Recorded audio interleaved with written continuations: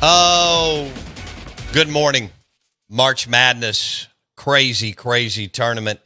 Congratulations to Ole Miss and a hell of a season. And they played Michigan State to the wire. In fact, I thought they were going to go ahead and pull that out and advance.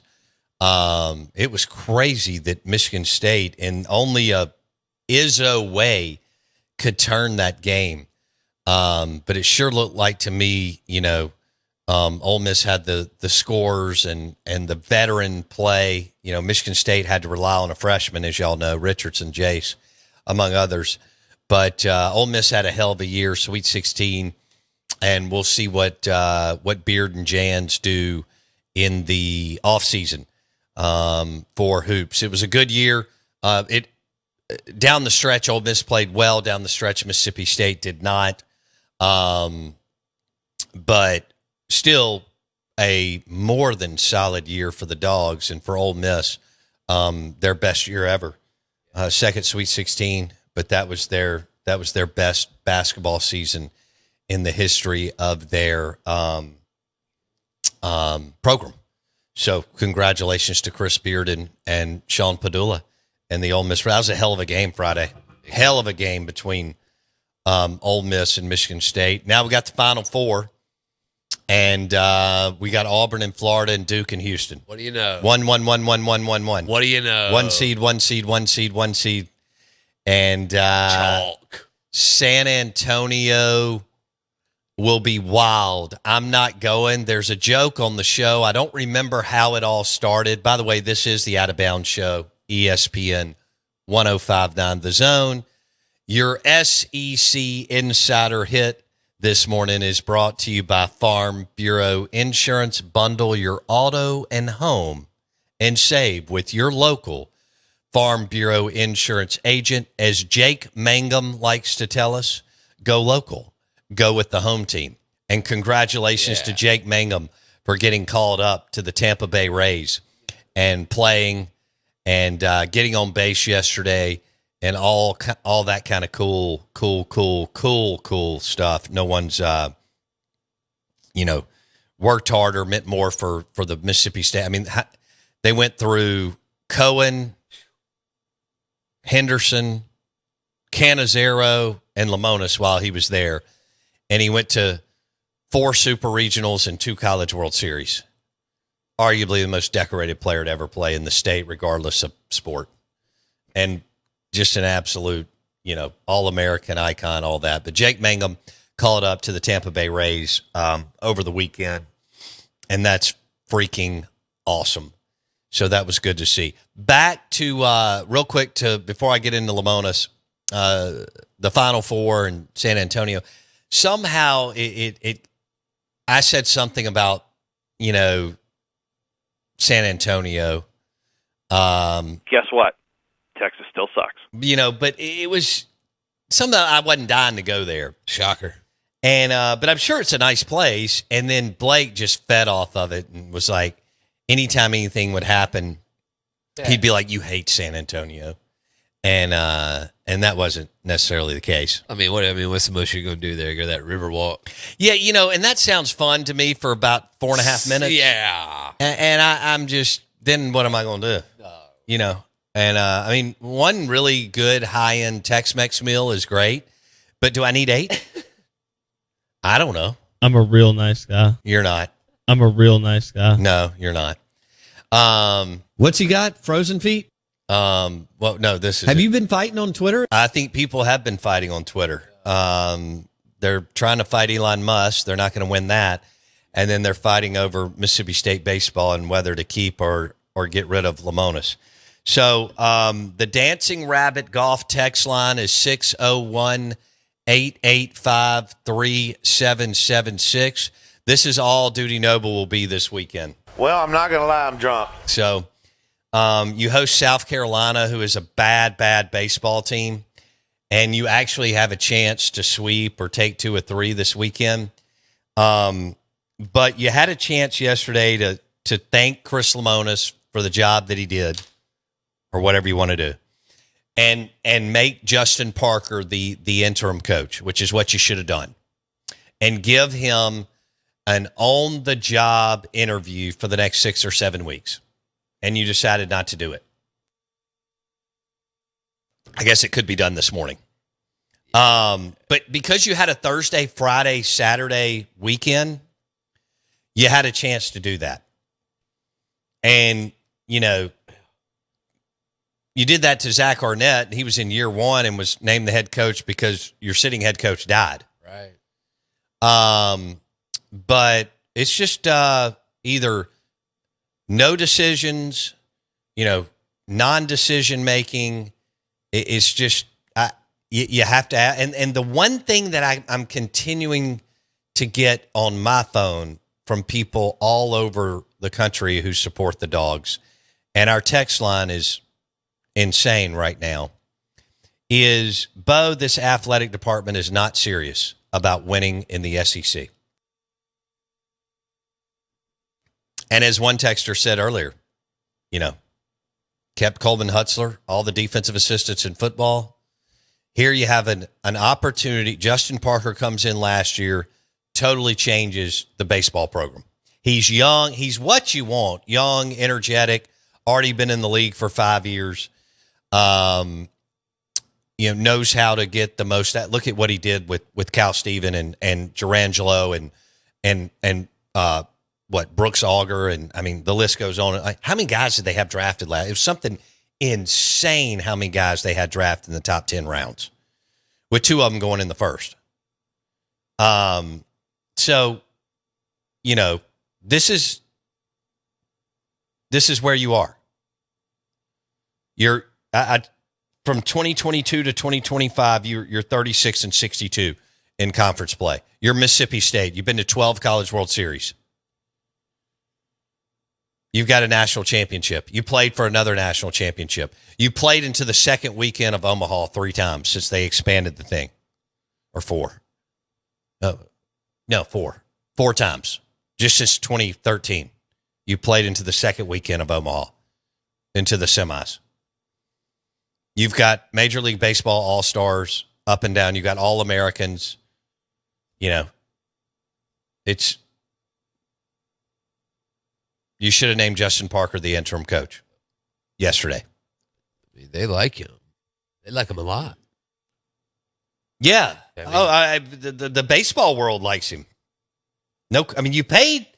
Yeah, you doubled that's his a good pay point, to get him from another. Guys don't leave other SEC teams as pitching coaches and hitting coaches to take the same job. They don't do that. You doubled his pay and then some to bring him to Starkville. He's making almost $500,000 a year as a pitching coach, as he should. Yeah. It's the most important piece of the puzzle in your program, pitching. And, well, let's see. Oh, somebody just sent me this. Beastman Steve tweeted, a 6-pack speak poster, Walk the Dog, has summed up Mississippi State University's administration the best way I've ever heard. The entire school is ran like an investment fund for someone that is nearing retirement.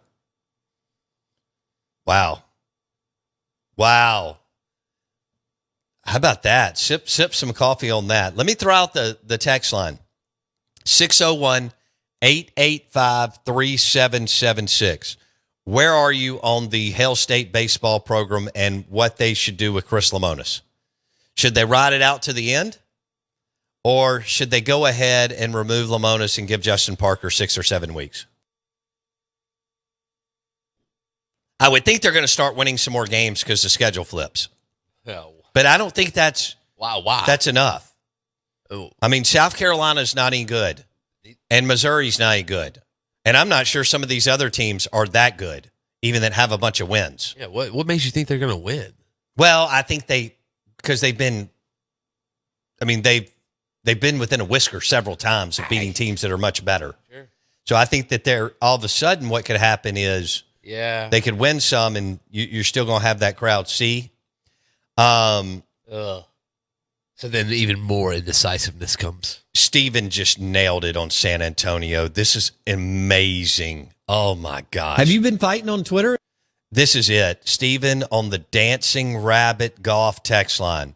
I went to San Antonio after the Mississippi State-Texas game in football this year to see the Alamo. The whole time I was there, I was like, can we go? What are you seeing out there? Oh, my gosh. Seth from Flowwood, who's an Ole Miss fan, says, please go get Bianco. Well, at least he's Ole Miss has a good record. Now, you could argue with, who they played, but they've got a good record through 9 games. Now, Arkansas was good the first weekend. I get it. The Razorbacks. Nick says it's such an easy decision. Promote Parker, and you save money by not having to hire a pitching coach. Oh, B-Rad, are you like Charles Barkley, Bo, and you're going to badmouth the women of San Antonio? I agree with Charles. No, I'm not talking about the females because I don't, I've never been. And I don't know at this age and where I am, and you're kind of picking, you got to pick where you want to go, and I'm not just going to waste my time. You ain't going to San Antonio. I don't think I am unless, my kids were there. It's not happening. Right? Unless one of them got a job there, then I would go. Okay, sure. Right. Outside of that, I'm probably not going to make it. Not going. I'm definitely not driving there. I mean, if somebody if there's a team playing there for some reason, well, like if if State or Ole Miss were in the Final Four, yeah, that's a different deal. Yeah, I'm in. Right. Outliers. Drew says, completely agree. Had one of the big guys events at Eagle Lake this weekend, mostly State guys. Everyone's saying the same thing. Why not Parker the rest of the way? Unnamed texter, let go of Lemonis now, promote Parker. No doubt. D. Manning, huge Ole Miss fan. Keep him and extend him. Love it. Res Dog. If MSU doesn't fire Lemon Chiswick, then they should turn Duty Noble into pickleball courts. MSU finds ways to lose. That's not a bad idea. Pickleball courts could be a great draw for the city. No question. Yeah. I had somebody complaining. Well, I ran into somebody. I was laughing. He was talking about his pickleball tournament getting delayed this weekend. Still never played that. Yeah, I haven't either, and I need to. I do too. I think it more than likely be a natural. I don't know. You're so gangly. Yeah, I cover range though. I don't know because I just don't know. What is it? Tell me, it's just like tennis and ping pong slapped together, isn't it? Kinda. Yeah, it's about as good as I got. I don't know. If that's where you want to go. I've never seen it. I've watched it. Okay, I've never seen it. No, I've watched them play, and Mike Detillier told us about the Drew Brees pickleball tournament. That's and cool. Drew thought he was going to beat John McEnroe. Yeah. No, was it McEnroe or Connors? McEnroe. McEnroe. He had out to do the first match, right? Celebrity match, right? And McEnroe just carved him up. Yeah. He's still a professional tennis player. No, not just a professional tennis player. He's a professional tennis player with slams left and right. No question. I mean, Mac was one of the greatest to ever play the game. And so much fun to watch. That was when I was a kid. And he was dynamite. I mean, that group coming out of the 70s was insane. True Maroon. LOL, Ole Miss fans saying keep him like he doesn't own them. That's pretty good. That's pretty good, True Maroon. I didn't know where you were going there. Dang, coming in hot. I like this back and forth banter. So if you don't do it during the season, why, I mean, this season's over, right? There ain't no coming back. They're 1-8. They could make it's a long shot. Okay. But with who they draw from here on out. So you've got 21 games. You only have one SEC win. You would have to go 12 or 13. 13-8. Okay, it's not necessarily So if you sweep South Carolina, Sure. you're there's a path Okay. because of Missouri and some of these other teams. If you take 2 or 3, is it still a path? It's beyond a long shot. And obviously, if you lose the series, it's over. Yeah, you're probably only looking at 30% now. If you don't sweep this weekend, it probably drops to 15 less as far as making the NCAAs. Yeah, this year's over. They ain't making that. Ain't no way. Okay. I say, well, I mean, if they do, then The guess what problem happens. is this program has made some unbelievable runs. But I don't know, even Lemonis in his Q&A after the third game, the LSU game where they got swept this weekend, he was talking about how, they got to find a way to win. Guys are pressing. Well, you're midway through the season and you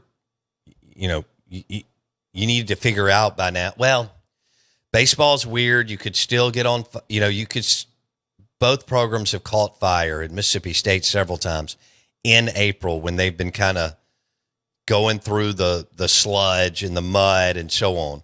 But, you're going to have to get red hot. I don't know if they've got the starting rotate. Pico's been excellent. My God, how good was he Friday? Yeah, he's your savior. He's been all-American-like. All-American-like. So good from the left side.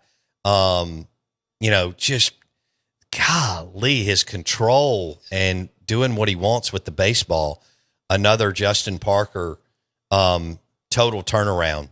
He did it at the end of the season last year, and he is just making himself money left and right. Lefty, yeah, who can you're talking about a team also that's only won 3 games against teams over 500. Oh, really? Yeah. Well, so what, Southern Miss?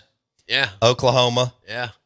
And one other team. Yeah. I don't know who that would be. But, yeah, Southern Miss, Oklahoma, and one other team. Yeah. All right. Is this a battle for the worst of the SEC, them in South Carolina? So there could be some other teams join this list, by the way. Okay. This is an interesting year.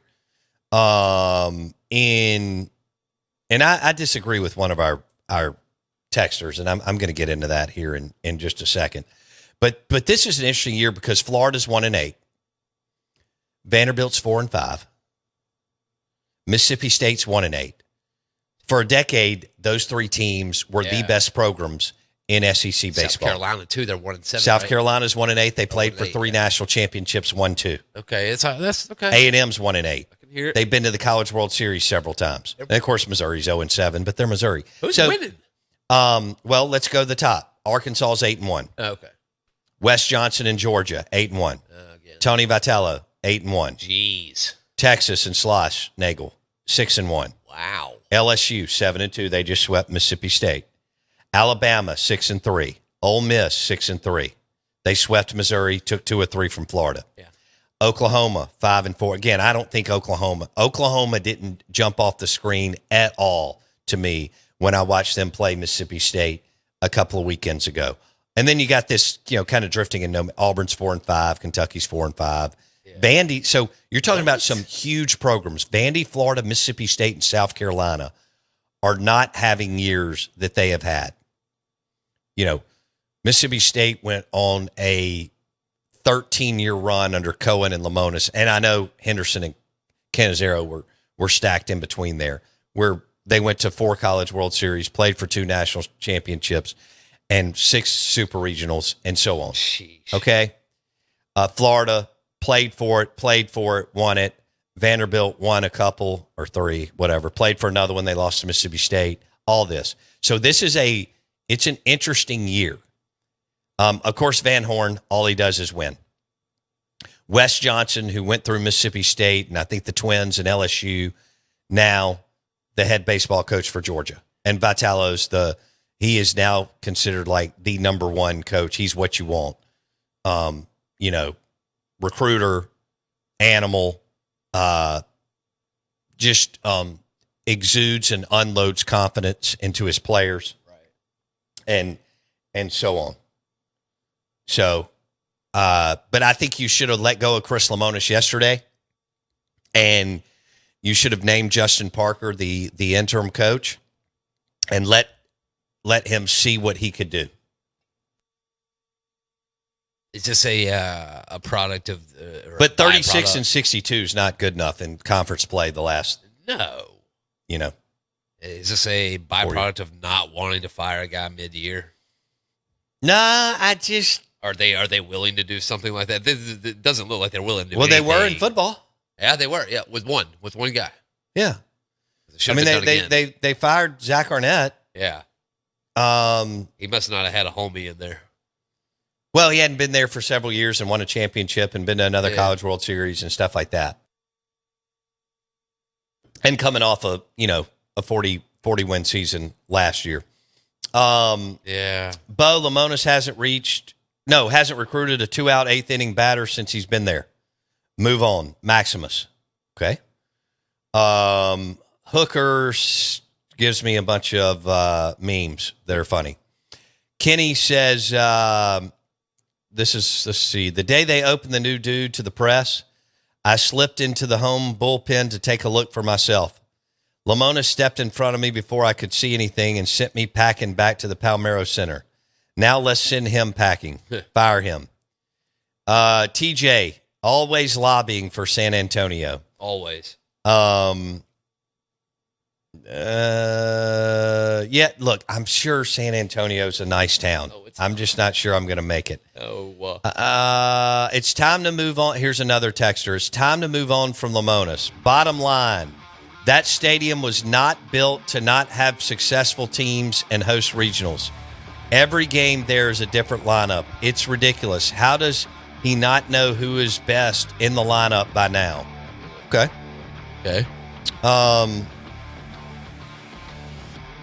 Yeah, if you're going to make a change, because now you're probably going to win the series next weekend. Right. So that takes it off. You're going to win. I mean, I say that. Nothing's guaranteed with this team. You're not just rolling out the baseball. You could only take one. But you could take 2 or 3 from South Carolina just because Ray Tanner has burned their program down after being one of the best baseball coaches in America and then naming himself athletic director. They're 1-8. So it's 1-8 against 1-8 at Duty Noble Field this weekend. It's all about the ribeye poppers and the ice cold Budweiser. Back in a minute.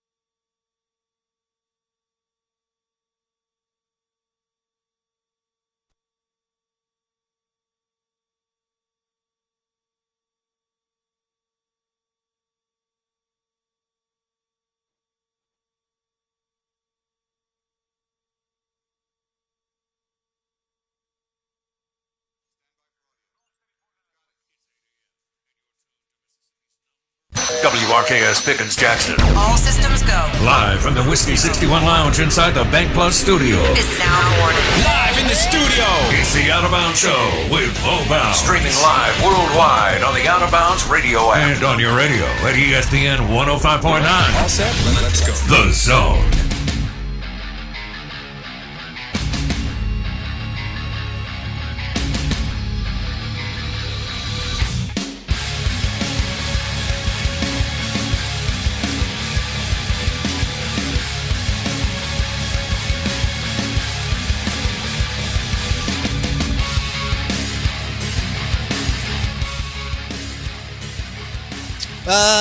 SEC football, NFL draft. I'm thinking Tom Luginbill. I've got a couple ideas here.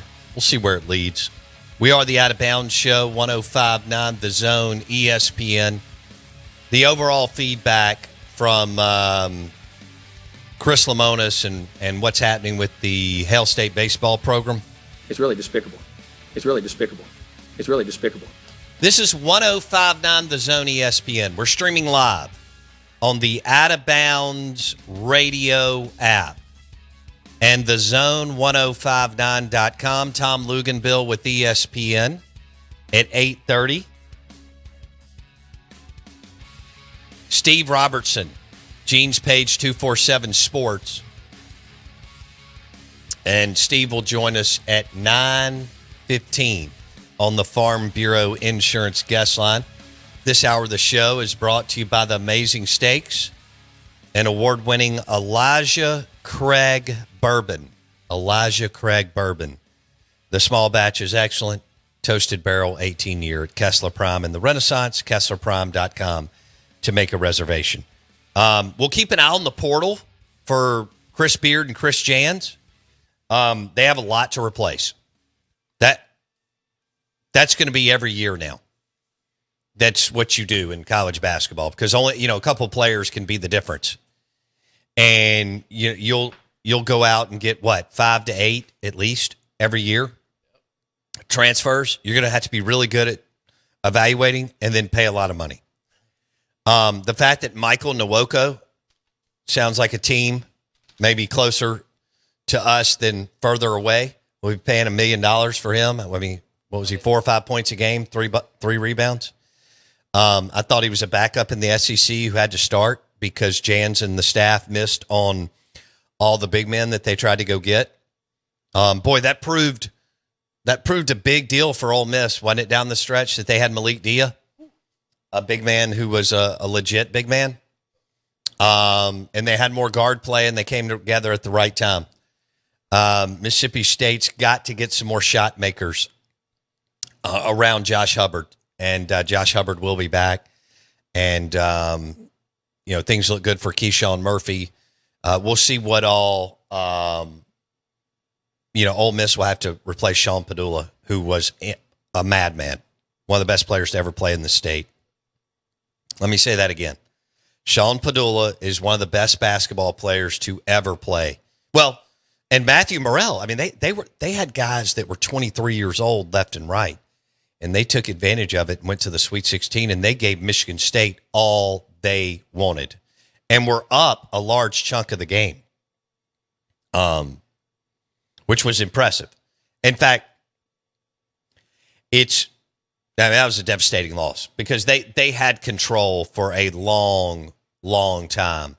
And Michigan State finally figured it out, but I did not think that they were, especially the way that they were throwing up bricks for the first 60 to 70% of the game. They couldn't hit a shot. But then Izzo found the mojo, and they did it. But that was a hell of a year. But we'll see what Beard and Jans do in the transfer portal. A lot of work to do for both of them. It's going to be like that every year. Beard nailed the portal. Jans, not so much. Melendez and Harris were nice players. Nice doesn't get it now in the SEC. If you went back to Rick Stansberry, that roster 15 years ago could have won the league. Because Hubbard's so good, Murphy's good, And then those other guys were nice, like way better complementary pieces than Rick was getting. For the most part, not every year. I understand that Rick had two teams that were really, really good. Now, he never landed that refined player, Hubbard, that could play that way at 18 years old. And that's what you're looking for in the portal. You're not looking for a development guy. You're looking for a guy like Padula. And that may not be fair. You're not going to get a Padula every year. But y'all know what I mean. In that zip code. Okay?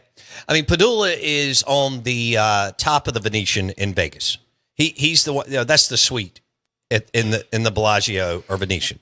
But you'll still take, the 10th floor. Yeah, but why? With a great view of the Bellagio. Why can't you get a Padula? Well, because they don't just not everybody. Because even the teams that advance, okay, yeah, sure. If Sean Padulas were everywhere, everybody's job would be easy. Right. Yeah, that's not fair to Sean Padula. No, he's a good player. Yeah, his skill set is special. The way that he can handle the ball and shoot, and he had played a ton of games at Vitek and all that. My point is, and let me give out kind of how to get in touch with us. Dancing Rabbit Golf text line 601-885-3776. Twitter X at Bo Bounds. Thank you, Elon Musk, for trying to save this country from bankruptcy. And then the Michelob Ultra caller line is 601-707-3750. We are the Out of Bounds Show. I'm your host, Bo Bounds. Tom Luginbill at 8:30, Steve Robertson at 9:15. So, and don't forget that Josh Hubbard was only a sophomore. I think a lot of y'all forgot that because he played so much so early. He added to his arsenal, which I thought was incredible this year, scoring from the mid-level and at the rim. He'll only get better. What he did as far as taking over the point guard position was impressive. And you don't need a ball-dominant guard. You're looking at a ball-dominant guard right now in the portal, and that doesn't make sense. You need someone to play off Hubbard. Surely Jans and them understand that. But, the name that I was floated over the weekend, a ball-dominant guard makes no sense. Hub, like Dwayne Wade said, when he saw Hubbard and their friends, and they've been on the AAU circuit together, and Hub played with the best of the best his 10th, 11th, and 12th grade year and played well all over the country, Vegas, L.A., Miami, whatever. But I thought Dwayne Wade nailed it. Y'all saw the interview. He saw him play. He had fun. Hub had a good game out in Arizona. And D. Wade said he's got to have the ball in his hand. Yes, Hub has to have the ball in his hand. Now, you have to run better stuff on offense and so on. But Hub has to have the ball in his hand. You don't need another ball-dominant guard. That's dumb. And so you need to stay away from that. And that's why, Melendez and Harris were not ball-dominant guys. They just weren't quite good enough. And you need more physical guys. I mean, again, they were nice players, and they would have really worked in the ACC. And Harris was in the ACC at Boston College, and Melendez was at Georgia, but you need guys with a little bit more weight and physicality. This league has gotten, that's why Hubbard can be 5'10", but he's built like a free safety. His physicality and him moving you where he wants is the reason why you were a success, because it was all on him this year. Also, Keyshawn Murphy needs to gain 10 pounds. He became a prolific scorer. Do you know that you're returning 2 of the top 25 scorers in the Southeastern Conference? Wow. Okay. That's something to build on. I mean, kind of like Ole Miss brought back Padula and Matthew Morrell. Both had played, over 120 games. Are you kidding me? Remember, Hub was a true sophomore. Keyshawn Murphy missed 2 full years of basketball. I think people forgot that. Now, Jans needs to play Murph more. I don't understand that. That's weird. Did you see somebody threw up his points per minute played? It had to be number 1 in the SEC. Keyshawn Murphy's points per minute played had to be number 1 in the Southeastern Conference. If he gains 10 pounds, watch out. Twitter X at Bo Bounds, Luginbill at 9:30.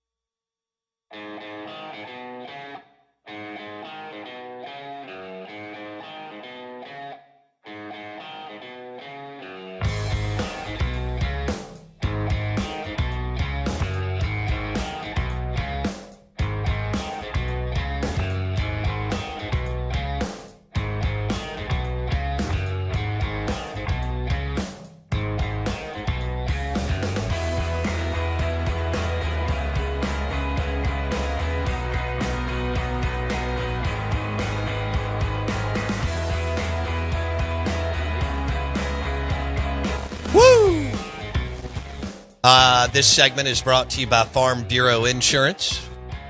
Bundle your auto and home and save with your local Farm Bureau Insurance agent. Competitive rates. Go local, go with the home team, as Jake Mangum likes to tell us. Congratulations to Jake Mangum,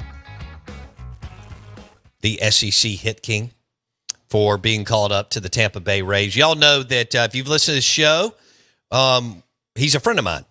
And he's... we got to know him years ago. He's been in this studio a dozen times. He has helped us with charities and said, sure, just let me know. He has been great in studio sharing his story, which has resonated with moms and dads who have sons and daughters playing softball, soccer, baseball, and so on. Just his, he'll tell you, it's kind of crazy. His thought process, he was like, I wasn't that good. I got better and better and better over time. Now, I'm not sure I believe that. I just think his standards were insane. But he was like, I wasn't some kind of, you looked at me at 6th, 7th, 8th, 9th grade and said, oh, yeah, he's going to be, X, Y, and Z. But he was a great player at prep. He was a great player at Mississippi State. He's been unbelievable. What was he? Oh, my gosh. Unbelievable last year and the year before and so on. And he got called up over the weekend. His first at bat, he almost hit it out. It hurt me. But, it was, look, solid. That outfielder made a hell of a play. But his first at bat, I thought, oh, my God, that's out. And so that was awesome, to put the bat on the ball that way. He is what you want, that work ethic. He could have hung him up, done everything that he could do. He even, a couple weeks ago, got the bad news that he wasn't on the team and had played really well, in the spring. And he looked at it and they sent him back to Durham. And then he gets called up. So the way, the skipper over there, Ensberg, that's the guy over there at Durham. They concluded a big team meeting, and the way that he told Jay, he said, and by the way, Jake Mangum, you're going to the big leagues, by the way, and just left it at that. I love it. Well, it's good to see. It's good to see. And congratulations to Jake Mangum, his family, Gardner Minshew. They interviewed Minshew during the game. They're super tight. Minshew's now with the Kansas City Chiefs.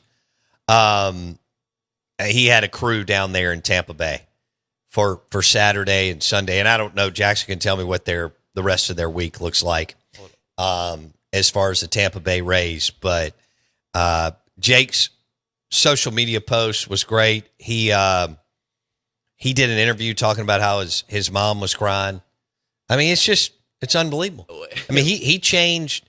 People who were not Mississippi State fans were fans of Jake Mangum. Yes. He's one of the most iconic, generational athletes, players. But then you look at the success he had. 4 Super Regionals, 2 College World Series, SEC Hit King. 4 coaches. He kept that thing together. Yeah. When it was just a damn... The glue. Just they were throwing up all over themselves and yet still going to the postseason. And he owned his rival. Yeah. It was just one thing after another that he did. And he won the batting title as a true freshman. Became the SEC Hit King as a senior. So he got called up and then had to hop in an Uber. Right, for 3 hours. Are you kidding me? No, it's funny. That is incredible. Oh, him and the driver must have had a party on the way. I mean, that's a great. Well, little you deal. get to know each other. I mean, we've all been. I've been in Ubers. I guess for 45 minutes to an hour. That's a long time. That's a long time. And I'd like to hear some Uber stories actually. Especially God. long distance. We do have an iconic one from an Ole Miss student who Ubered home from the Peach Bowl or something like that. Well, yeah, wasn't it they got thrown in the car from Atlanta and ended up here or something? Ended up back in Oxford with Or $1,000. Oxford? Yeah, $1,000 Uber. That's incredible.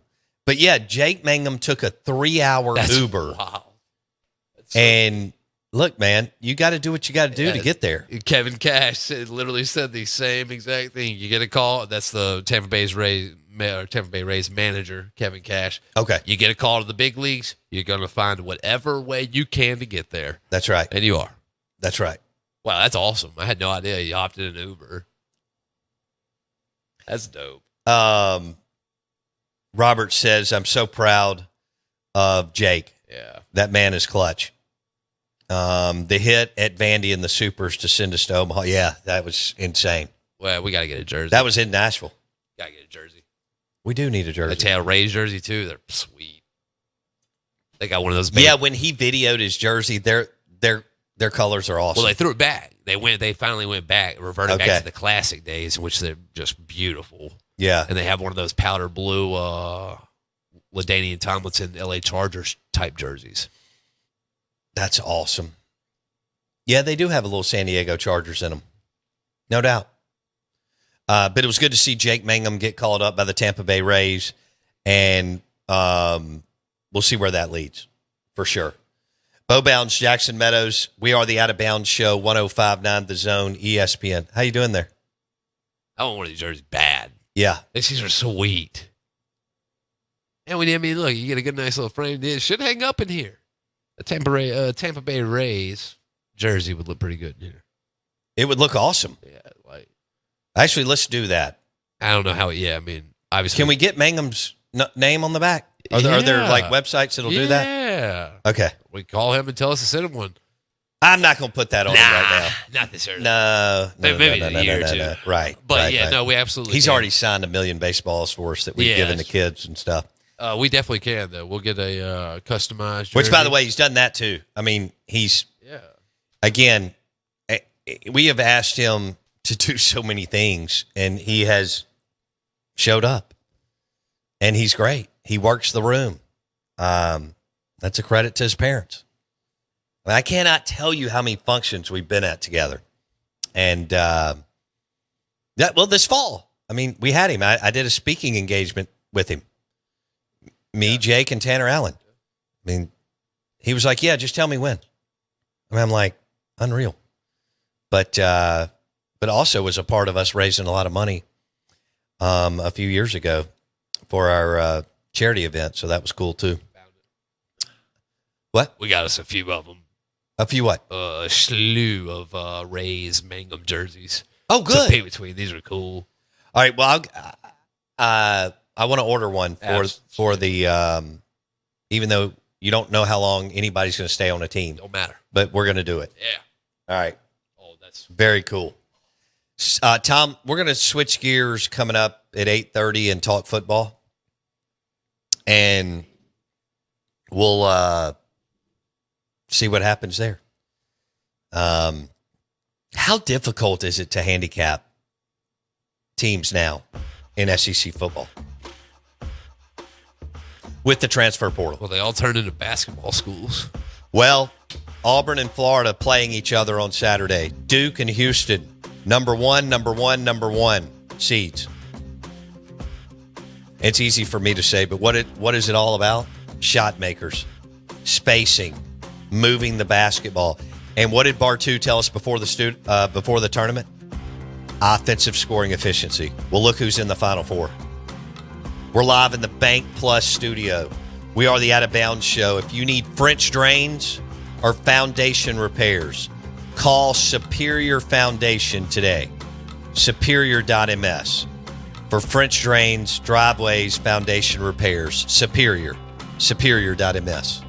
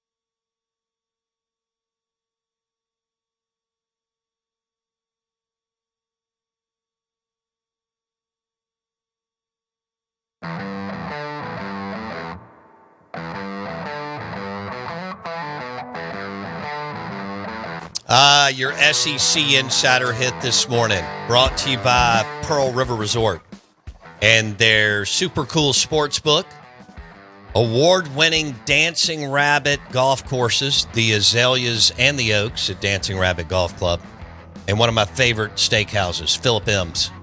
Unbelievable bourbon and wine list. The saffron chowder is amazing, and the bone-in ribeye is excellent. We'll be there, well, tomorrow night.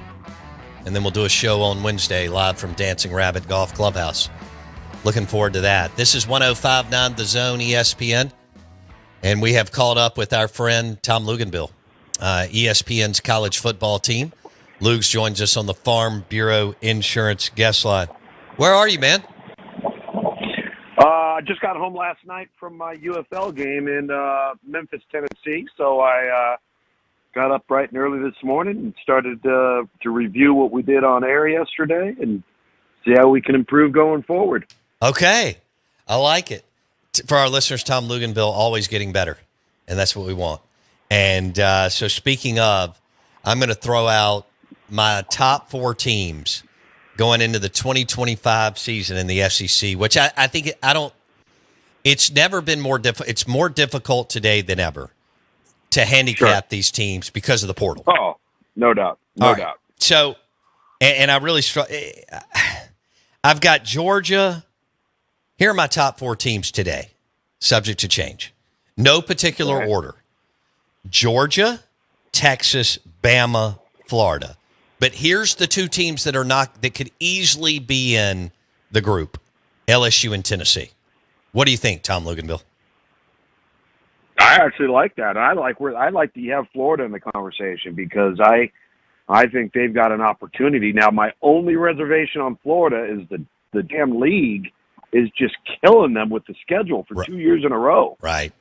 I mean, for crying out loud, give those guys a bit of a break. Shift it on to another team every now and then. But I like it. I think, listen, I think we're going to need to see a lot of growth out of Nico Iamaleava. He really, I thought, kind of struggled with the expectations. He did not play well in their biggest games. So I think we're going to have to see a big leap from him. From an LSU perspective, we know exactly what we're getting from Garrett Nussmeier. I just want to see if LSU can get any better on defense. I mean, I can't believe the defensive football team we've seen from them the last couple of years has been very surprising to me. Yeah, Heupel's done a great job at Tennessee, and sometimes I forget about them, and I don't know why that is, Luke's, because he has won and done kind of like Kiffin. Ole Miss and Tennessee, to me, I'm impressed. 2 young guys that have gone in and won big and done what they need to do on the recruiting trail and in the portal. But I couldn't put Ole Miss in that group. They may end up there because of their schedule, but I think they take a step back as far as talent, even though they'll be good, and they should trip over 8 or 9 wins with that schedule.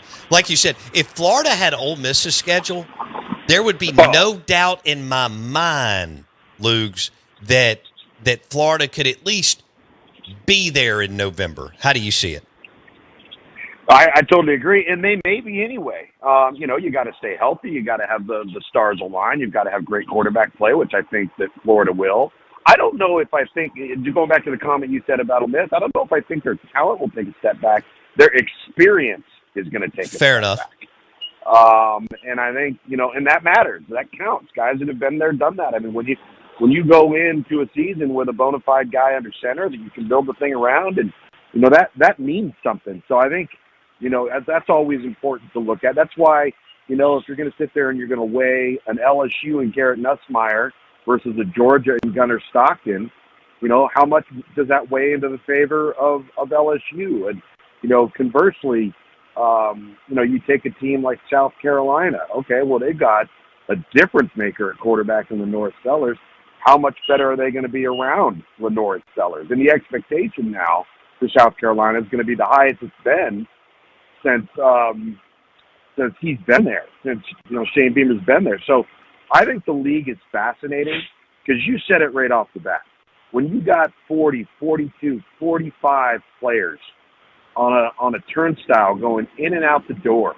It is so difficult to maintain any type of foundational structure, any type of foundational locker room chemistry, and that's why you got to be so careful when you target the portal of not what type of player you're getting, what type of guy are you getting. Yeah. All right, let's go with Gunnar Stockton. For our listeners, Ole Miss plays at Georgia this year. They had a biggest win in years this past season. They beat Georgia at home. And Carson Beck and the offense couldn't do anything.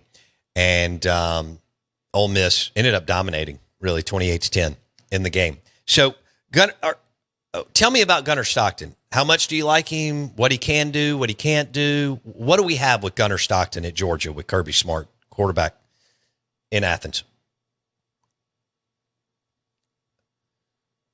It's going to end up being a fairly significant upgrade in athleticism. And I think we saw that when he had to play in the playoff. You saw his feet and his legs added a dynamic to that offense that they didn't have with Carson Beck. And remember, last year's rushing output per game for Georgia was the worst it had been in 20 years. So in defense of Carson Beck a little bit, who did not have a great year, but also did not have a lot to rely upon in the run game, which has become a staple of Georgia's identity. So now I think Georgia's going to look to get back to the run game, but the off-platform creative plays that I think Gunnar Stockton's capable of making adds a dimension that maybe they haven't had, which is important. I mean, we've seen it. You know, we saw it from Jackson Dart at Ole Miss. Garrett Nussmeier has a little bit of that. DJ Lagway at Florida. Will Howard at Ohio State. And you don't have to be Lamar Jackson. But when you can buy time, get out of trouble, create a second chance, that changes everything when you're defending somebody. Okay. So it's an upgrade athletically. We'll see on accuracy in the arm. I think the arm talent's there. I think, the more he plays, we'll see more on the accuracy side. I mean, you gotta feel pretty good about that kid's mental makeup when you consider how he was thrown into the fire. Sure. I mean, holy smokes. You talk about a situation that most guys don't have to prepare for or be involved in hardly ever. And he got thrown right into the thick of it. I thought he handled it really well. Okay. And then Texas, Arch Manning. I mean, how many times are we going to hear Arch Manning start? Like when everything kicks off, you know this, you're in the heat of the battle and all this. July 12th or 3rd, whenever I'm going to Nashville for SEC Media Days. I mean, if anybody can handle this, he's been able to sit for 2 years. They're coming off an unbelievable season. Sark understands the spotlight. Arch Manning understands it. I think he's going to handle it well and have a hell of a career. How do you see it, Luke? Well, you know how I feel about this. I think that Steve Sarkisian and Cooper Manning and the Manning family wrote the perfect script for how you develop a young quarterback with unreasonable expectations to put them in a position to succeed.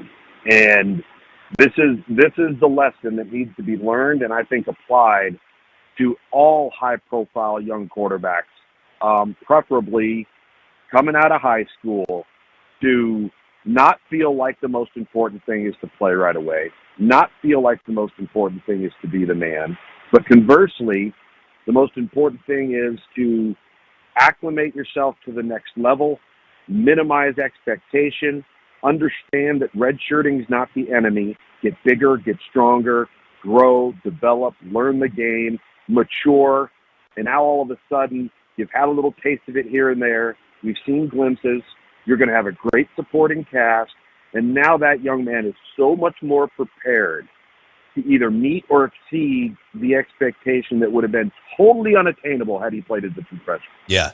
And I just think that model, that blueprint, was just so smart. And now that Texas is beyond the rebuilding phase, I think they could be really, really good. They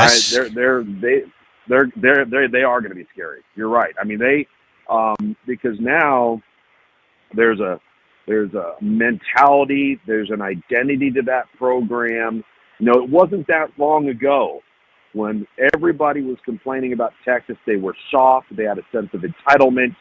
Kids committed there too early, and once they committed, they went on cruise control, and they never materialized. And there was a lot of truth to that. There was a lot of evidence to that. And somehow, some way, Sark eliminated that from their culture. And now it's like the early days of Nick Saban in Alabama where, listen, here's the standard. You don't perform to the standard, you're not going to be here very long. And you're going to get replaced.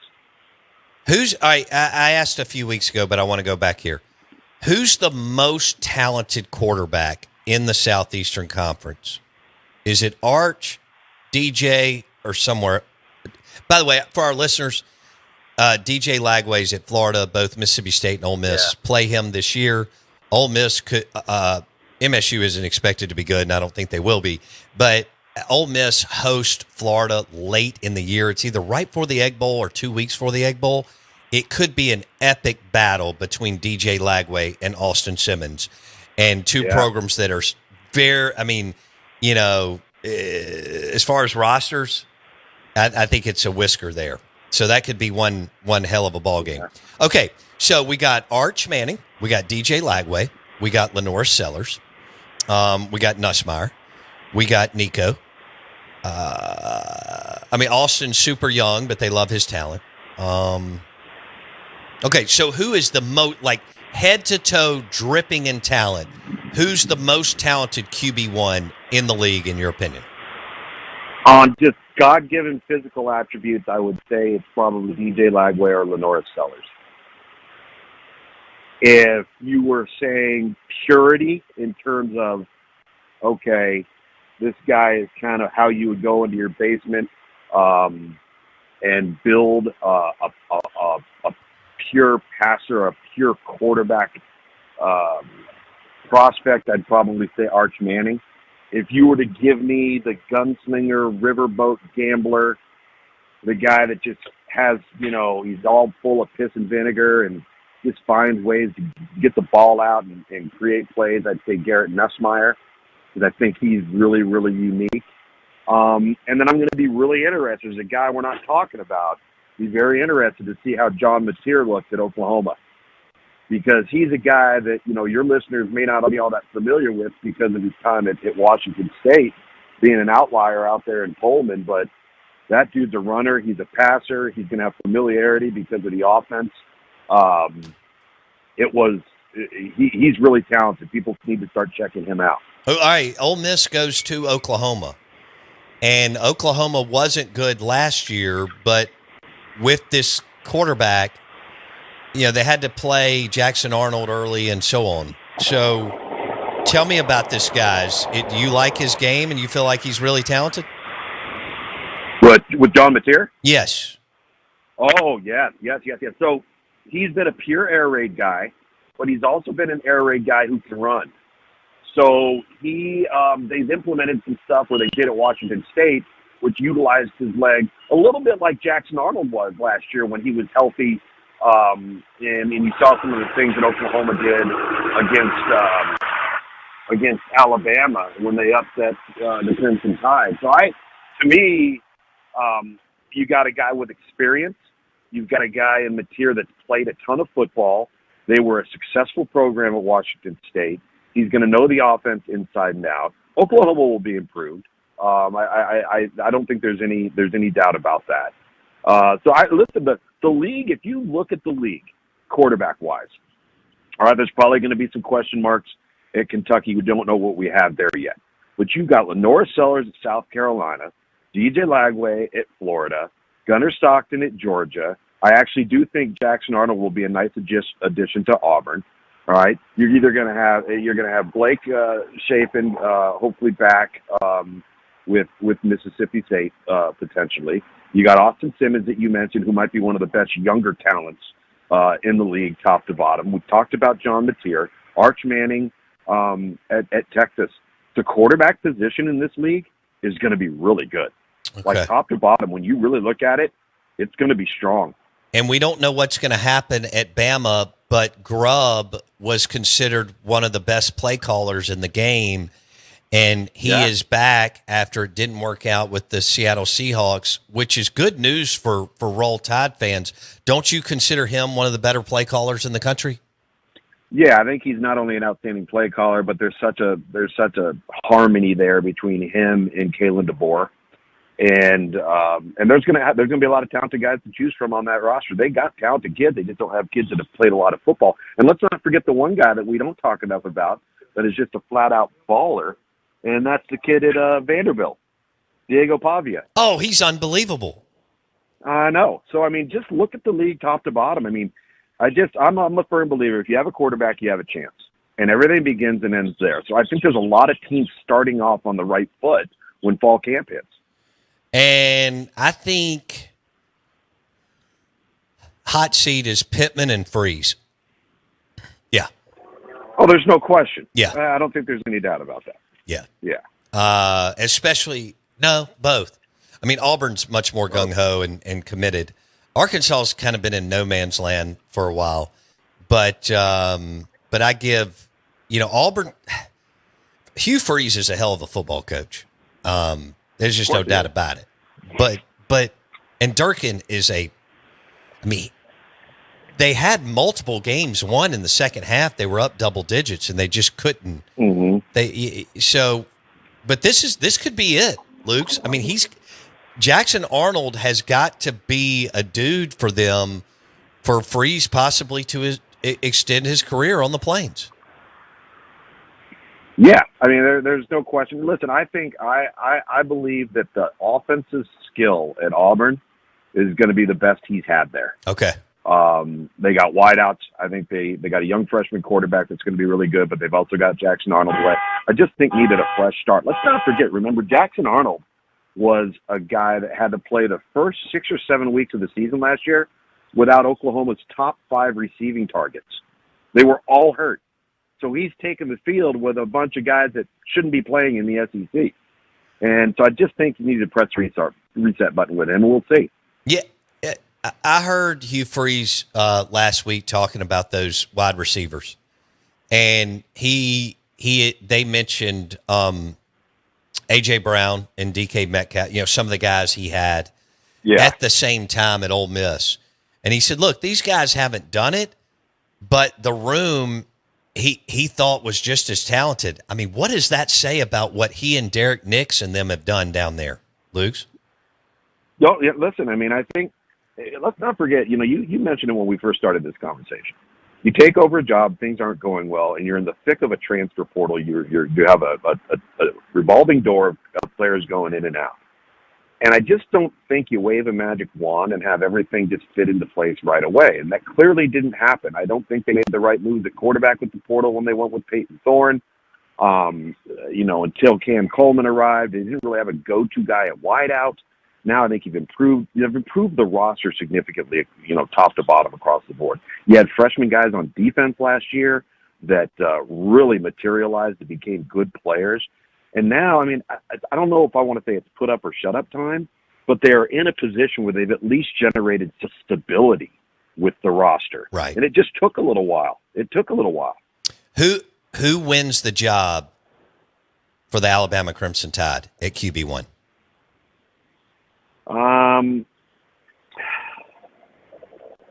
I think initially it may be Ty Simpson. I could be totally wrong.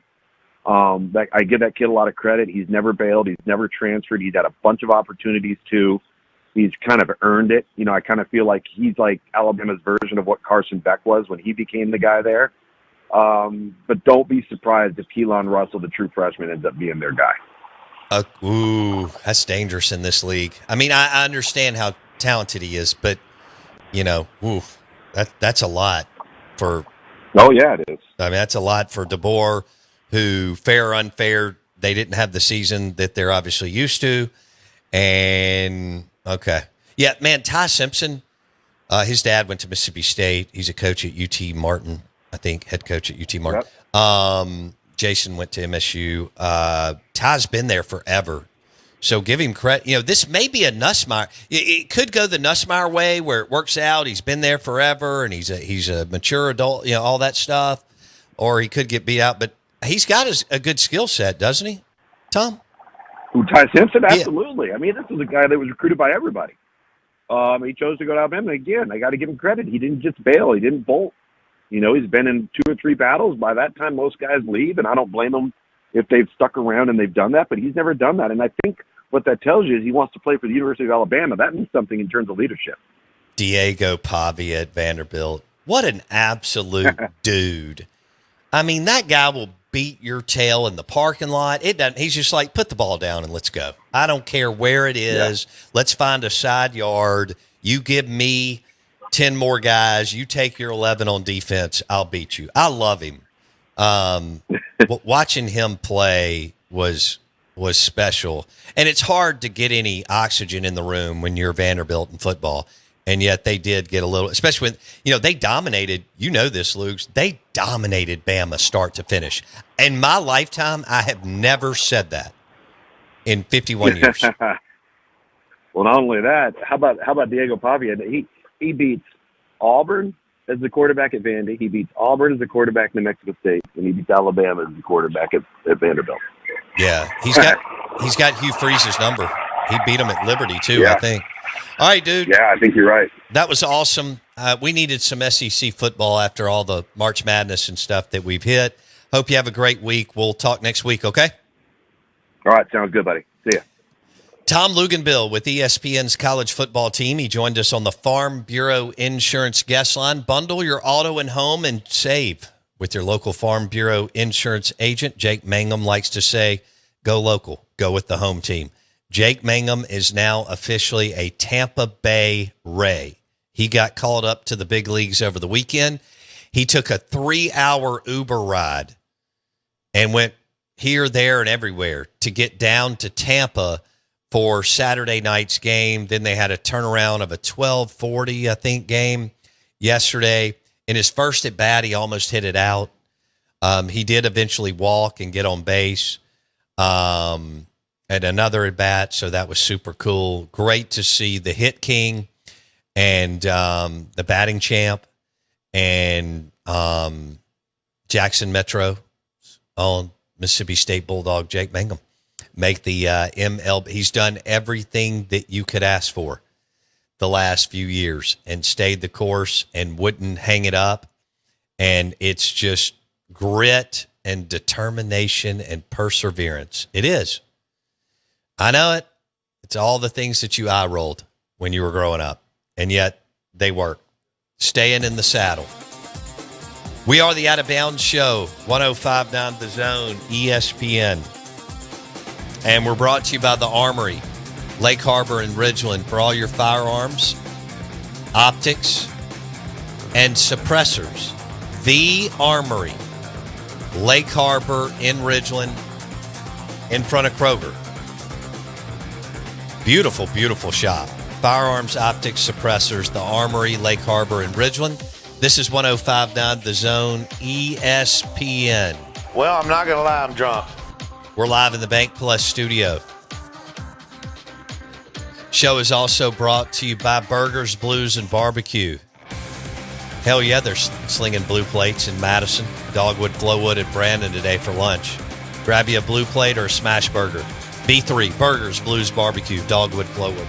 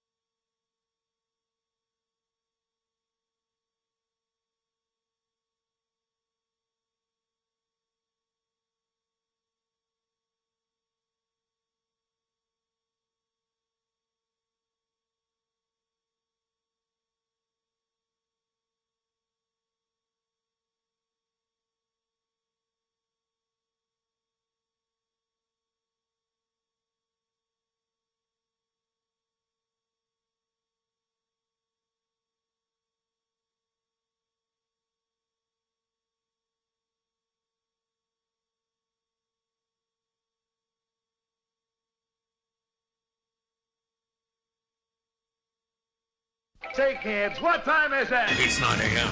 and this ain't no K show. It's the Out of Bounds Show with Bo Bounds. On aboard! As Mississippi's #1 morning show rolls on the Zone 105.9 and online at thezone1059.com.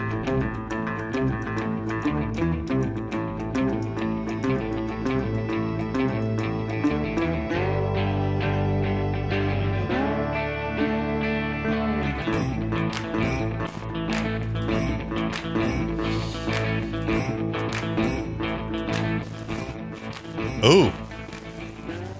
Good morning. Welcome in to the Out of Bounds Show, 105.9 The Zone ESPN. Show is brought to you by mssmarthomes.com. mssmarthomes.com. And make your sporting events that you watch at your house, your movies, and your music, take it to another level with the Sonos surround sound system from mssmarthomes.com. It's awesome. We have the Sonos surround sound system in my Whiskey 61 man room, which is awesome. Totally redid it yesterday, by the way, Jackson. Nice. And also in our, living room, whatever, kitchen area, which is great for movies and music and sports, whether it's March Madness or the Masters or football and so on. mssmarthomes.com. Call Jake Manning. mssmarthomes.com. Mississippi Smart Homes. You can control it all from your phone, which is really, really cool. They come in and set everything up.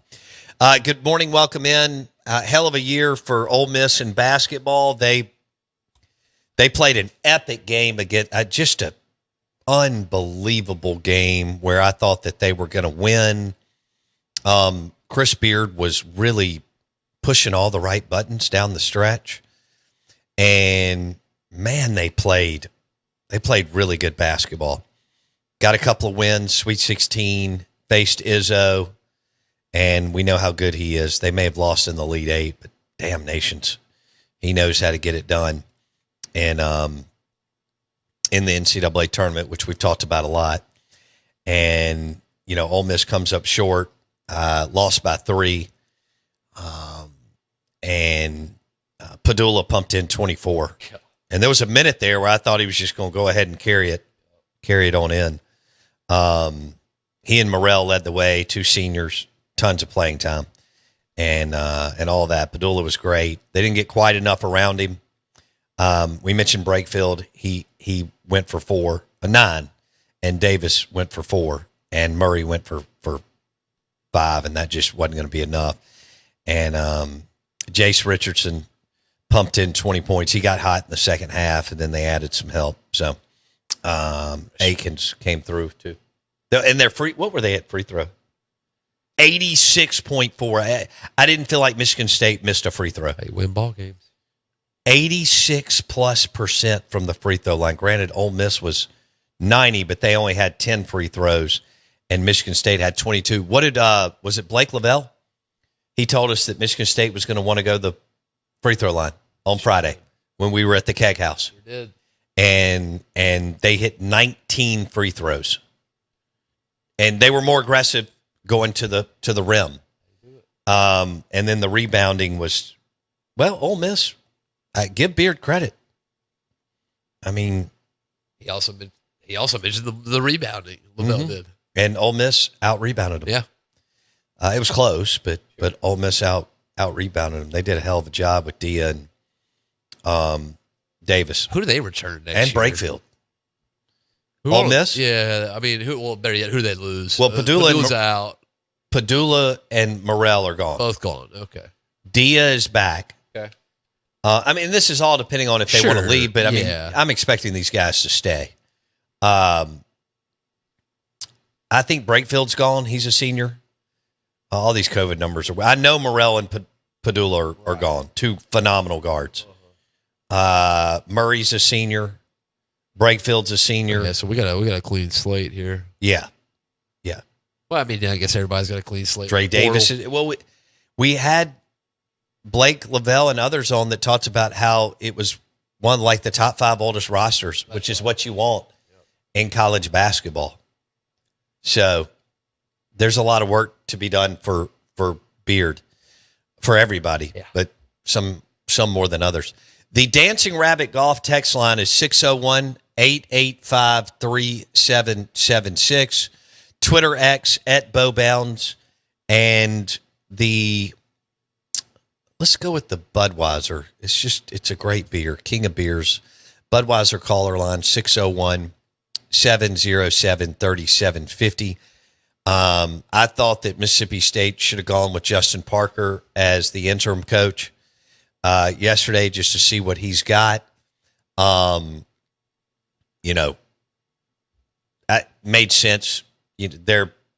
This record is bad. I like Chris Lemonis. He is a good dude, super guy, but you got to win. He is one of the nicest people that you'll ever be around. But you're 36-62 in baseball since the national championship. 36-62. And I continue to get text about, Bo, this athletic department is not serious about winning. How do you let him make football the next is an absolute disaster. And, basketball, Jans has got to raise his game. Sure. You missed on guards, the last 2 years. You got nothing from the kid from Marshall. I can't remember what his name was. And, he played like 2 minutes. And then you missed on Clary. But got to feel like if you have one of those guys, you may have played another round, right? Yeah, you just needed another shot maker, and you just did not have it. Melendez and Harris were not shot makers. Yes, Harris had some games where he hit some threes. Again, nice player. Sean Jones, not a scorer. Nwoko, not a scorer. Cam Matthews, not a scorer. But wonderful player all around. So your only 2 scorers were Hubbard and then Murphy. Murphy didn't play that much. He really averaged around 18 to 20 minutes a game. I thought he should have played maybe 25 minutes a game, maybe a little bit more. You hope that maybe he gets his stamina back after not playing for 2 years is the only thing I can think of. I get, he was out. He had the Tolu injury, and prior to that, he missed the year before. So he went a long time without playing basketball. But damn, he played so much. Bringing him off the bench, that was a little weird. Jans was determined not to bring him in until the first time out, which was somewhere around the 16-minute mark. And I like Keyshawn Murphy's game. I love the way he can score. I don't even think he scratched the surface on what he can do. And he's got a lot in his arsenal. Okay? So you're bringing back, if Murph comes back, and I think he will, Hubbard is coming back, you're bringing back 2 of the top 25 scorers in the SEC. That's saying something. Huge. And if Murphy puts on some more muscle, that's huge.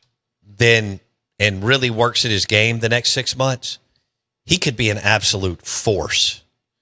And then you just put a couple of players around those 2. But you need another shot maker, a dude on the perimeter.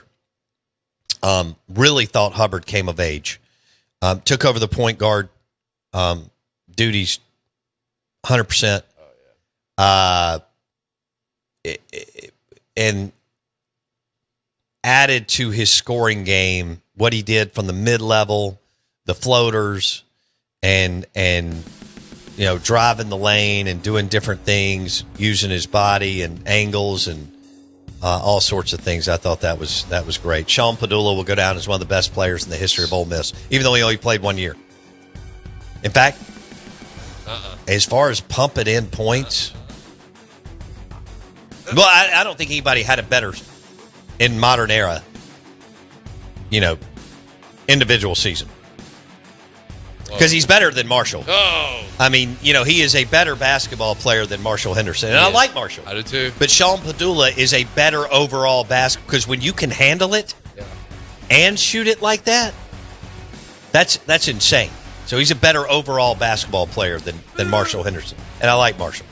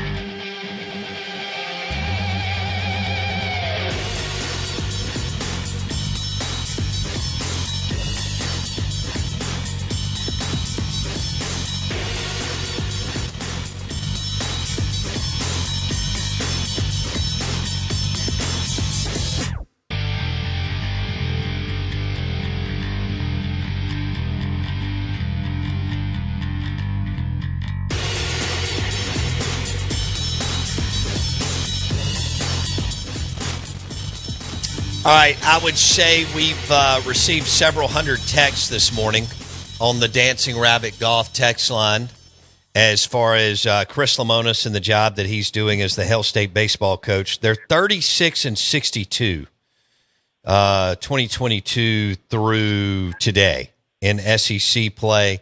I'd say it's 90-10 people are ready to move on and do something different in the program.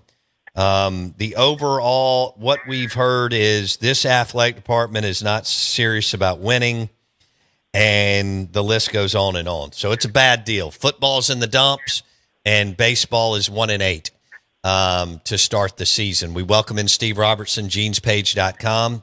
He goes to every single baseball game. He's got his finger on the pulse of the program. 247 Sports. He joins us on the Farm Bureau Insurance guest line. Steve Robertson, is it time to make a move in baseball? Well, I'd certainly say it's time to at least consider that possibility, and, I made some calls last week, and it's interesting. A lot of people, they confuse, reporting with opinions,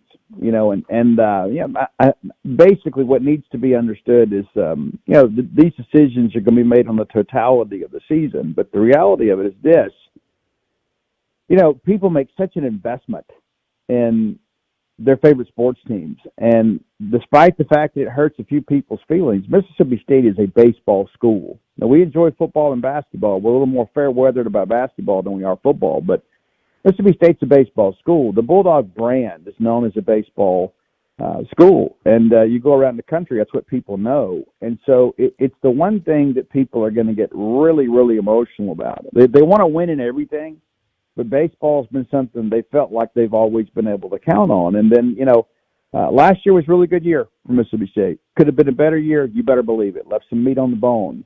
And you felt that was, maybe a step back to maybe what you enjoyed the first few years under Lemonis. And then, of course, now, 1-8 start in SEC play, people are like, hey, this feels a lot more like 22 and 23 than it did 2024. And so the reaction is going to be negative. And number one, that's a positive thing. People misconstrue that. Absolutely it is. I couldn't agree with you more. Well, and it just means there's expectations here. It's that no, people are never going to be okay with Mississippi State baseball losing for an extended period of time. It's just people are never going to be okay with that. And I think that's an important aspect of this because it all comes from a good place. Some people get out there and they say, all these Twitter trolls and message board people, man, they're upset because they don't want to lose and they're not going to accept losing. And they may not articulate it in the best way, but it all comes from a good place. Right. Steve Robertson on the Out of Bounds show. I think they should have removed it. By the way, I like Chris Lemonis a lot, and I recognize the good things he did, but this is about the Mississippi State baseball program. And you're right, Steve. This is about the people who get in the car from Biloxi, Mississippi. This is about the people who get in the car from Shreveport. This is about the people who get in the car from DeSoto County and Nashville and Mobile and drive and have tickets and want to see a better product on the field. I would have, in a very, very classy way, sat Chris Lemonis down yesterday, thanked him for what he did for Mississippi State. I would have let him go. I would put Justin Parker in the interim role and get an idea of maybe what he is or isn't the next 6 to 7 weeks as on-the-job interview. That's what I would have done yesterday. What do you think about that? Well, I've certainly seen that idea popped around. Matter of fact, there's a thread on our message board now discussing your comments, from earlier. Matter of fact, I was just looking at it. I think we've got 22 responses to your comments on our message board alone. But, Chris Lemonis is a national championship coach, and he'll be treated as such, and he deserves to be treated with dignity and respect. But, and the one thing that I wrote yesterday, and this is not about Chris Lemonis or Ron Polk or, Willie Mitchell or Will Clark or Rafael Palmeiro, that there is no one person that is bigger than the Mississippi State brand. Nobody. Not Zach Selman, not Dr. Mark Keenum, not you nor I. We are part of something much, much bigger than ourselves that has brought a tremendous amount of enjoyment to millions of people that have enjoyed college baseball over the years. And so it always has to be principles before personalities. And I'm a firm believer in this, is we must protect the M over S brand at all costs. At all costs. And whatever that entails, and that needs to take place whenever the time comes, that's got to be taking place. But it's all got to be about what's best for Mississippi State, not what's necessarily best for an individual or even for a group of people. And you sign on for that, right? When you come here, right? You understand that all due respect, this isn't UAB, okay? You're not just going. This is Northwestern State, I mean, this is. And I had John Cohen and I had this discussion a few years ago, and he goes, when you go to Kentucky and you're a kid, and on Tuesday nights you make an error that opens the floodgates. The only people that really know are those that are in attendance. There's 500 people that showed up, right? When you make a mistake at Mississippi State, before you get back to the dugout, there's 500 tweets, right? I mean, and so good, bad, or indifferent, that's the price of poker when you put that M over S cap on. You are playing at a place where they expect to win at an extremely high level every single year. And I think I wrote about this just yesterday, and just got on the drive back, just tried to kind of collect some thoughts and share what I felt. The article called The Genuine Article. And to me, LSU has always been the barometer of which we measure ourselves. And going down there, and I even made a comment to some people in our administration. I said, everything they do there, everything. They didn't beat us well, but besides that, but everything else that they do there is at such a high level. Like everything. Like LSU baseball, number one, has given them a lot of ammunition. But it's not as simple as what's on the field. It's every other little thing they do, whether it be, as you come in, hey, thank you guys for coming as you're leaving. Hey, thanks for coming. And little stuff like that. Everything is about LSU baseball. And that's one of the things that kind of struck me. I was like, it's not just the product on the field that I'm envious of when it comes to LSU. It's the organization, the infrastructure, everything involved there is at a championship level. And every day that we wake up, everybody connected with Mississippi State baseball, and this is not just the coaches, everybody. Everything has got to be about getting another national title, not about, hey, we want to host. And you know what? That's part of the journey. Sure. And it's not, hey, well, we need to be top 8 national seed. We want to get to Omaha. If just getting to Omaha is the goal, then I think I'm with the wrong group, okay? Because I want multiple national championships. I want what OSU has had, right? And so I think that's the most important thing, because if you say our goal is to get to Omaha, you get to Omaha and you relax and say, well, we did it. No, the expectations here have to be about winning the national title in everything we do, top to bottom, every single day. All right. So I think it's time for a change. And by the way, LSU would have made a change by now. So if that is the barometer and the standard, LSU would have made a change. I think the administration is missing on an opportunity to see what part. Do you have time to hold over and Sure. Okay. Steve Robertson is going to hang through the break. We'll continue to talk about Chris Lemonis, this Hail State baseball program. Is now the time to give Justin Parker 6 or 7 weeks to see how he handles this thing? Remember, Vitalo was not a head coach. O'Sully Sullivan was not a head coach. Tim Corbin was not a head coach. They have been wildly, wildly successful. But they were in the league, and they understand the league, and Parker understands the league.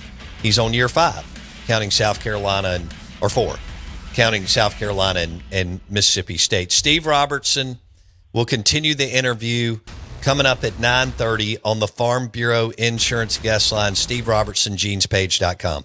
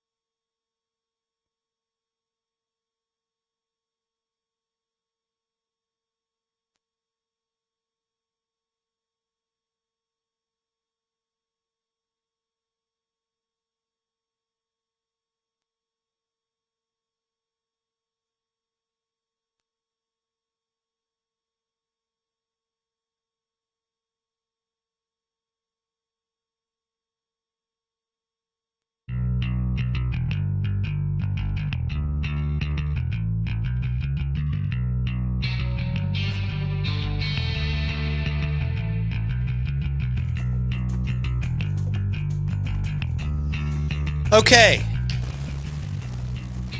Good morning. Welcome in to the Out of Bounds Show. 105.9 The Zone ESPN, brought to you by Farm Bureau Insurance. Bundle your auto and home and save with your local Farm Bureau Insurance agent. Go local. Go with the home team, as Jake Mangum likes to tell us. Congratulations to the Hit King on getting called up to the Tampa Bay Rays. And we are so proud and excited for him. He's been a good friend, great to the show, showed up at charity events for us over the years.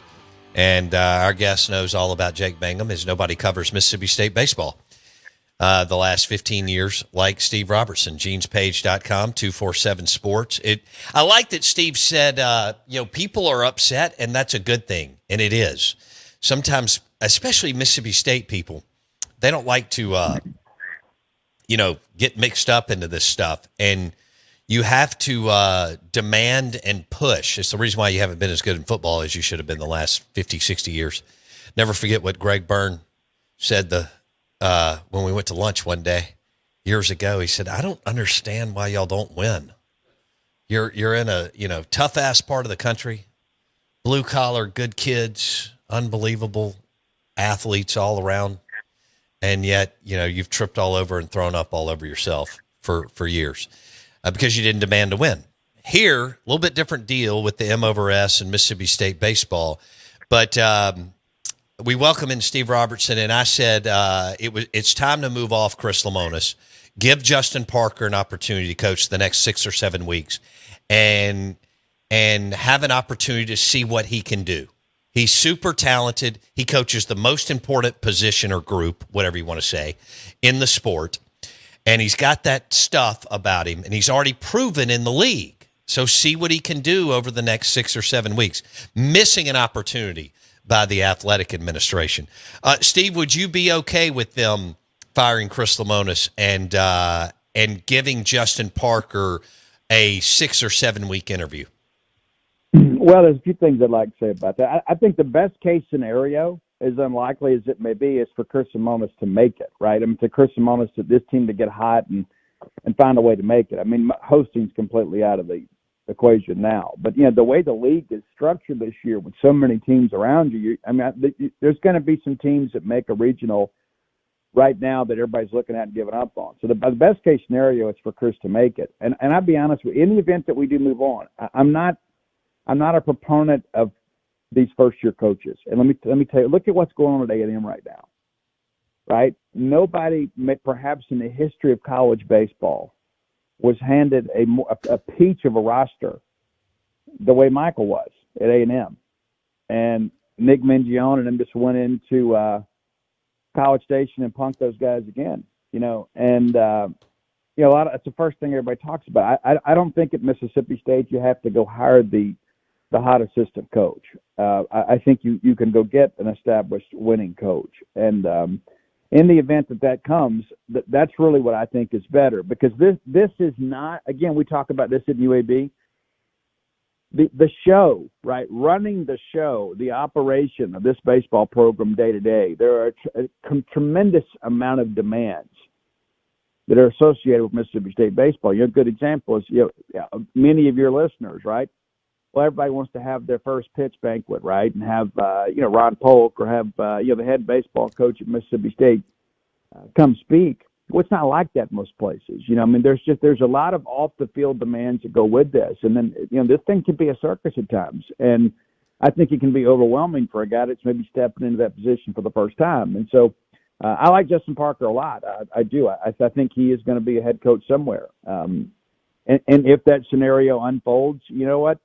I think that's a guy you got to talk to. But ideally, the best case scenario is for this team to play up to its potential, and that makes this conversation somewhat moot. The problem with that is there's many people in this fan base that, even though there hadn't been a change, they're already gone, right? I mean, they're thinking, you know what, I'm not engaged with this product, and I want things to change. And so, but that's how I feel about it. In the event that you do, because at some point you're going to make a coaching change, right? I think it's very, very difficult to bring in a first-year head coach. When you go back and look historically at programs at our station, right? We mentioned LSU. Maneri they gave Maneri the big retirement tour thing, right? And out of respect, right? You go back and look when Skip retired. What did they do? They promoted Smoke Laval, But they made a change pretty quick. Yeah, well, they didn't make it in season though. But and I think that's kind of the point that I'm getting to is that I think when you look at programs at our level, it's difficult for first-year guys. It really, really is. And I know a lot of everybody talks about, I want to go get the guy, go get Tony Vitello's chief assistant, that kind of stuff. It took Tony a little while to get going too. And so I think that's an important aspect of it. You got to think about what you're asking someone to do when they've never done it before. Yeah. Well, all right. So we'll agree to disagree there. I think the move would be to give him an in-season, 21 SEC games, however many non-conference games they have left, interview to see, because he knows he hasn't run it.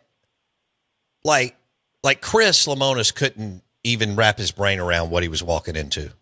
Now, granted, he walked into Foscue, Westberg, Mangum, Allen, Ethan, Bednar. There was some, Elijah McNamee. There was a lot of juice there. But Parker at least knows, having been there for a year and a half. And I'm not saying give him the job, but see what he does with whatever they've got left, 28 to 29 games. I talked to a guy yesterday, Steve, from the Fairhope, Alabama area. He's not coming back. He's done, and he's got plenty of money. He just said, I'm not doing it. And I don't blame him. I mean, he supports, he writes checks, and he's not going to watch it. I think here's another problem, Steve. South Carolina's not any good, and Mississippi State could sweep them or take 2 or 3 this weekend, and the I told you so crowd's going to come out, and, this schedule flips. The question is, do you want to keep Lemonis if they make it on the road as a 3 seed or a 2 seed and go 13-17? Steve? Oh, I think that situation unfolds and State ends up, winning 13, 14 conference games. I think if you make a regional, I think Chris Lemonis is back. And I think there are some people out there that, win, lose, or draw that are ready to move on. But, I just think, again, I want what's best for Mississippi State baseball, period. And I don't always know what that is. I confess that. It's a good point. But I know this. I know that back to your comment about people kind of pulling out. I would encourage Bulldog fans, do not get cute with your chairback seat ticket orders, okay? Because there are thousands, and I mean thousands of orders that are pending on that wait list, just waiting to get those tickets. And if you let yours go, you are not getting them back in your lifetime. You need to understand that before we even go, no matter who the coach is, what the stadium looks like. If you're thinking, well, I'm just going to cancel my chair backs, I'll get them back down the road. No, you will not. You will not get them back because the line behind you is so long, it's never going to happen. And I think that's important. People make emotional decisions. I'm telling you, if you love Mississippi State baseball, do not give up your chair backs. No matter how upset you may be right now, do not do that. Would you be surprised if it broke today that they let go of Chris Lemonis and made Justin Parker the interim coach? Yes, I would be. How much confidence do you have in this athletic administration that none of them have followed baseball until they got to Starkville? How confident are you in them running a national search in baseball? Yeah, and that's a great question, and it really is. And that's one of those things that I look at, because we're always thinking in these terms, right? I mean, like in the industry that I'm in, I mean, we're always thinking about the inevitable change. Like as you meet people and talk to people, you say, you know what, hey, if anything happens and this coach leaves, we got to have a hot board ready to go, right? And so you got to pick names that make sense. So we're kind of always in that. Like an athletic director's always got a short list, right? We do too. We always have a list together. And that's one of those things that I think about is like, what if my short list looks like Zach Selman's short list? I mean, we don't even have the same relationships, and you start thinking about it in those terms. And so you've got some people that have been primarily football people. And so I think that's a reasonable concern, right? And that's not a criticism, but I mean, it's like, what kind of relationships does this administration have in baseball? Obviously when None. And Scott Strickland, John Cohen were here. I mean, you had some relationships, right? I mean, and so and even John, that didn't go smooth. I mean, no, it didn't. And to be fair about that too, Bo, I think that's a situation too. Do I want to go follow the guy? Right? I mean, like my new boss is the guy that coached the baseball team last. Right. You know what I'm saying? No question. No question. So that's a difficult circumstance. And yeah, I mean, they interviewed some of the biggest names in college baseball, but even that didn't prove to be enough to go get. And John, I think, went on your show and he goes, "Hey, we're going to do this, and we're going to get the best coach in college baseball." And and so he kind of painted himself in a bit of a corner. And then I don't know that he delivered on exactly what he promised, but he did bring in the first coach to ever win a national championship at Mississippi State. So in that respect, he was successful, but he didn't make the splash higher. It worked out for a while, but. And see, I don't care. I don't care about the splash hire. That's why I'm okay with letting Justin Parker do this thing for 6 or 7 weeks, see how the players, how they play, what he does. It'll be tough. I mean, the players will be upset for 24 hours and so on, but this happens. And if it doesn't work out, fine, then they can go, do I guess, look, I don't know if this administration wants to do. If you go out and do a national search, you're talking about 1.3 minimum, 1.5 million plus for the head coach. And for the 2 assistant, you won't keep Parker because if he doesn't get it, he's gone. Obviously, you won't keep Jake. And so you're looking at 2 new assistants at $400,000 at least a piece, Steve. So and that's before director of baseball ops and so on. So we're looking at, we're well over $3 million plus a 1.3 to Lemonis if you fire him, right? You got to buy out everybody. You got to Gotro, Parker. Yeah, everybody involved got a contract. So you'd have to buy out these contracts. Then you'd have to buy the contracts of the coaches that you hire. Okay. So it's not just this easy undertaking. $6 million. I'm thinking is that if you went now. If you hired Parker, if Parker had an in-season interview and was able to show some progress and that he can handle it and all that, Justin Parker takes a job for $750,000. So we're talking about a different deal. And then I don't know what you do, Steve. Do you go to Justin and go, "Hey, look, we're not having to pay $1.5 million right now. We do have to pay you that because you win. But now we're going to give you $450,000 a piece. I need you to go get the best hitting coach and then another, badass recruiter to put on staff." I mean, that's another scenario. So you either go and get a sitting head coach for 1.2, 1.3, 1.5, or maybe even more, and everything else we just went over, or you with a Parker approach. I mean, how do you see it, Steve? Which direction do you want to go? And are they willing to throw down $6 million considering they're way behind the 8 ball in football and trying to, fund a team at 10 plus million right now on the football field? Yeah. And that it's all more complicated today than it ever has been, right? Because of all the rev share percentages and how this is going to work and NIL. It's never been a more complicated time to be an athletic administrator. I just don't. I think it's important not to get the cart too far before the horse, right? And right now, my focus is getting the media credential to go over to Memphis and hopefully winning that game, and then seeing what happens this weekend against South Carolina. And I do think that's a big weekend, right? I mean, when you look at they're not good. Exactly, and you got to take them. I mean, and it's like people are like, "Well, we'll win that series." And I mean, you got to think bigger than that. You got to go sweep that series. And again, I think ideally. I think most people just want Chris Lemonis to make it. I'm speaking administratively. I think everybody wants give him every opportunity to make it and get this thing turned around. He is a national championship coach, but there's some fans out there that feel like, he's had ample time to do it, and it's conflicting. It really is because you want what's best for Mississippi State baseball, and I want what's best for everybody involved. But nothing is bigger than the M over S, But I go back to this, and I think you nailed it earlier. If LSU is the standard, and again, I think the world of Chris Lemonis, but if LSU is the standard, Mississippi State is 36-62. since 2022. LSU would have made a move, Steve. Oh, I agree, and they would actually probably would have made it in 2023.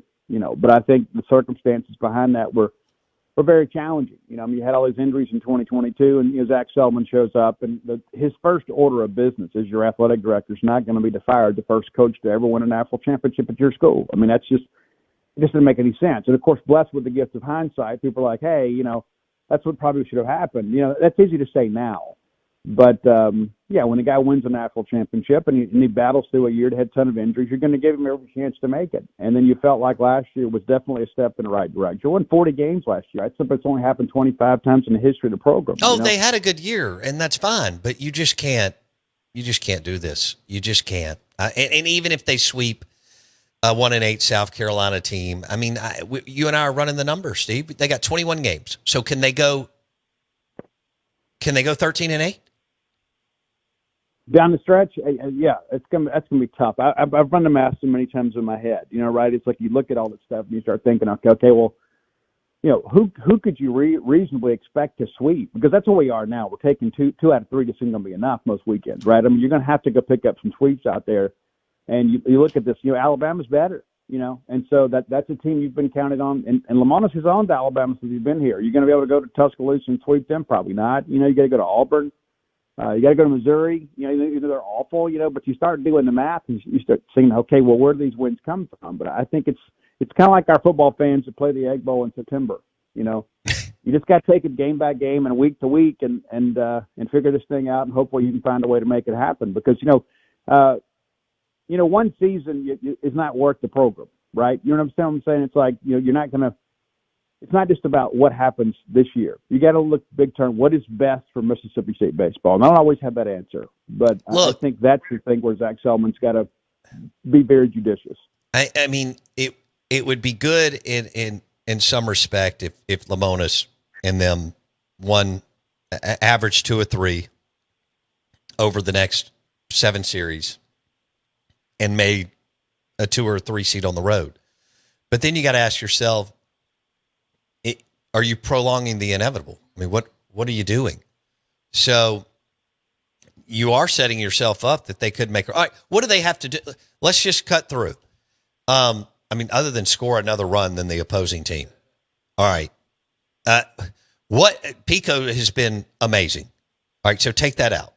What do they have to do to win, to go 13-8 on the way out?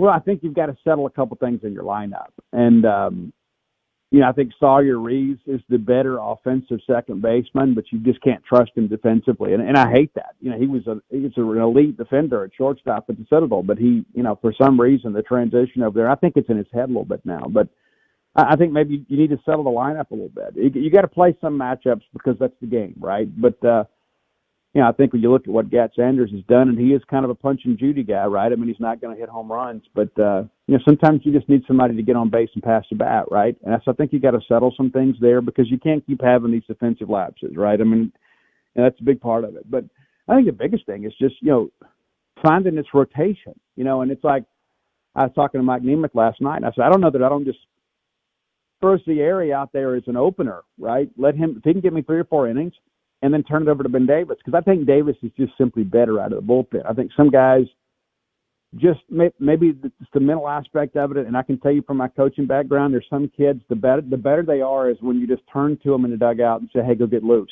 right? And they don't have time to think about it, right? Because some guys, when they find out, hey, you're pitching next Friday, they spend 6 days agonizing over that thing, And so I think that maybe what you do is, Ben Davis I thought was outstanding against LSU, but I think he's better out of the pen, and I think maybe that's what you do. You find a role for Cieri, and you go from there. But I think maybe you pulled the trigger too quickly on Stone Simmons. We were talking about this yesterday. It's like the Oklahoma State game. People's like, oh, he pitched so poorly, guys. He got 3 ground balls where he couldn't get an out. Yeah. In 1 inning. And so it's like I can't keep trotting the same guys out there expecting a different result, right? I mean, I think you got to shake some things up and. It's easier for me to say, right? Because my job's going to be here, right? Right. No matter what happens, I don't have to live with those consequences. Of course, I'm indirectly affected because when Mississippi State wins, it's better for our business. But yeah, I think you've got to settle this rotation thing, and again, that kind of goes back to the Parker thing, right? I mean, we thought that Jacob Pruitt was going to be a weekend starter. It hadn't worked out. You know, he was a weekend starter at Indiana State, dominated a Southern Miss lineup, and there were some people in that program when Pruitt committed to Mississippi State, that kid's best arm we saw last year, you know, and so that hadn't worked out, you know, and then you go get the kid from Kentucky and he ends up signing in the draft, and people are like, why didn't we do more in the portal? Well, I think the attempt was there, and I don't think that they deserve to be criticized for that, but the reality of it is it's a results-oriented business, and so, you know, I think Parker's got to figure that aspect out. What do you do with the rotation? You got to get that settled and settle a couple spots in the lineup. And, you know, this team has a lot of talent. I don't think anybody denies that, especially offensively. I think they have some dudes. They just got some guys. Got to put it together. Yeah. And real quickly, but one of the things I wanted to say too, it's like, and I don't know if that was what they showed on television. Yeah, it's like I've read some of these things, and a lot of times it's just, you know, people kind of rest their insecurities on the shoulders of others, right?